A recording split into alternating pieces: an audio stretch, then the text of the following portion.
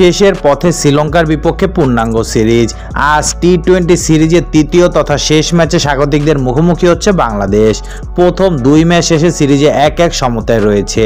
Series নির্ধারণী ম্যাচের আগের দিন সংবাদ সম্মেলনে কোচ মোহাম্মদ সালাউদ্দিন জানালেন আত্মবিশ্বাসের কথা। একই সঙ্গে শামীম জাকেরের ওপর বাড়তি দায়িত্বের কথাও বলেন। সালাউদ্দিন বলেন, সবশেষ ম্যাচে আমরা যেভাবে খেলেছি তাতে মনে হয় ছেলেরা ভালো মুভমেন্ট পেয়েছে এবং আত্মবিশ্বাসও আমাদের আছে।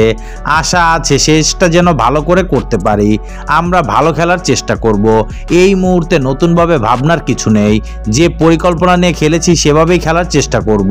মিডল ওয়ার্ডারে ভালো করলে আমরা সফলতা পাবো। আমাদের মিডল ওয়ার্ডারে ওরকম খেলোয়াড় বেঞ্চে নেই। প্রথম ম্যাচে ওভাবে খেলানোর মতো অপশন আমাদের ছিল না। জাকেরের চোট ছিল। পরিকল্পনা যা ছিল এই অনুযায়ী এগিয়েছিলাম, কিন্তু হয়নি। আমরা সবসময় চাই জাকের এবং শামীম শেষ করবে ম্যাচ। তাদের ওপর এমন দায়িত্ব দেয়া যাবে না যেখানে দাঁড়িয়ে তারা ইনিংস মেরামত করতে হয়। তারা যেন নিশ্চিন্তে খেলতে পারে।